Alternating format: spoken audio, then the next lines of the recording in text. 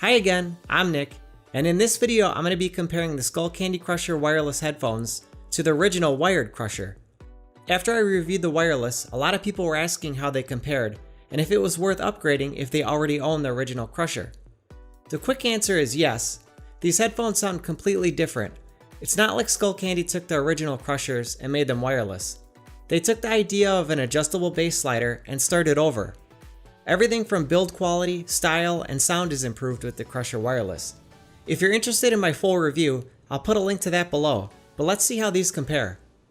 Unboxing the Crusher, besides the headphones, you'll get a user guide, detachable audio cable with inline control, a AA battery that powers the bass drivers, and a travel bag.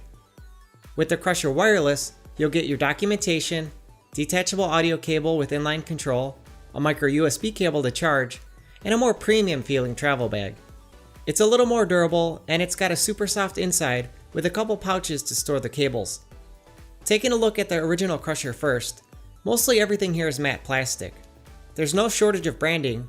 You'll find Skullcandy and gloss on the top of the headband, and chrome-styled skull logos on each side, with some chrome base ports at the bottom.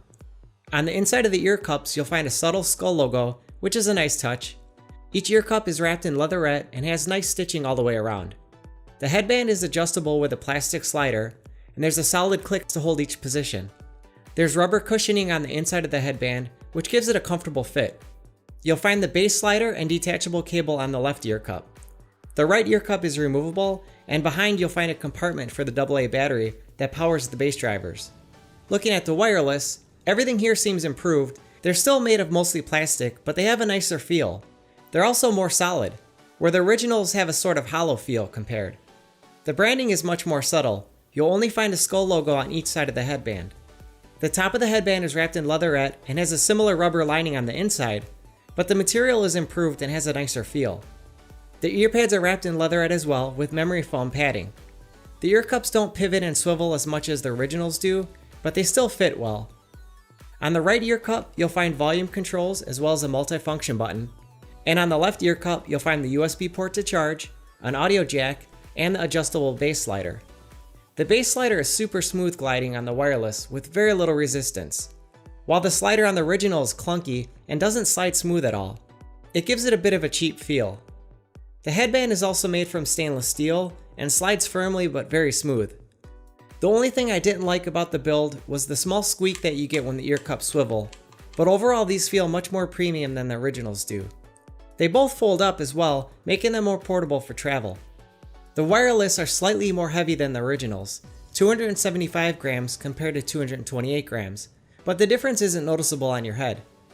The originals clamp down slightly more than the wireless do, but both are very comfortable. The padding and amount of cushioning feels the same, but the wireless get a little bit warmer to me. The originals have slightly deeper ear cups as well. I have larger ears and they just barely touch the padding on the inside of the wireless, but that doesn't happen on the original Crushers. Both are very comfortable and easy to wear for hours, but I'd personally give a slight edge to the originals since they fit over my ears better. Both make a nice seal over your ear though, and sound leak and noise isolation is about the same on both. Now both headphones have a similar system to provide deep bass. With the original Crushers, there's a main 40mm driver and a separate driver that's powered by an amp for haptic feedback. The wireless has a 40mm driver as well, but their extra driver is not powered by an amp.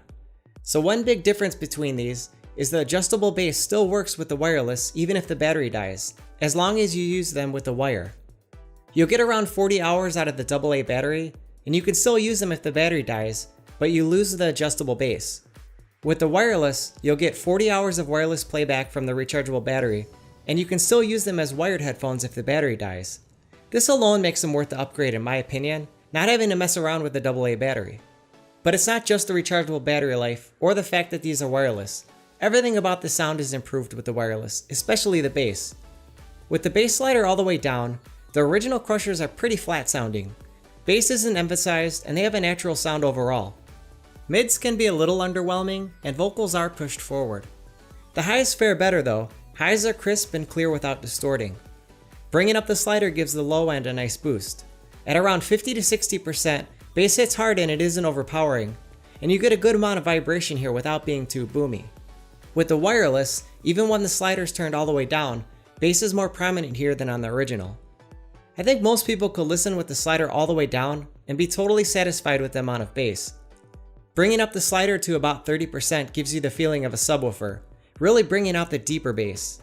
Bass is tight and responsive at this level, not overpowering everything else. Turning the slider up more, at around 50%, gives you more bass than the originals are capable of, and can reach ridiculous bass levels if you turn them up full blast. If you like pounding bass, the wireless sound deeper, hit harder, and literally shakes harder than the originals do. It's not just the bass that sounds better though, everything sounds better in my opinion. Mids have more clarity, vocals have more nuance and presence, female vocals sound noticeably richer, highs are brighter and have more detail. By comparison, the original Crusher lacked that extra pop that you get with the wireless. The wireless have more warmth and have an airier feeling, with a wider soundstage. The mic on both sound really good when used for voice calls. Call quality on the original is really good for a headset, and only slightly sounds like you're in the distance. The wireless sound about the same using it as a wired headset, and they sound great when using them over Bluetooth. So there you have it. Even though the Crusher wireless retail for double the price, they're easy to recommend with their premium build, fantastic sound quality, and adjustable bass. Skullcandy improved upon the original in almost every way. If you do have the originals, the improved sound, better bass, and Bluetooth functionality make them worth the upgrade. Please hit the like button if you liked the video, drop a comment below, and subscribe if you'd like to see more videos. Thanks for watching.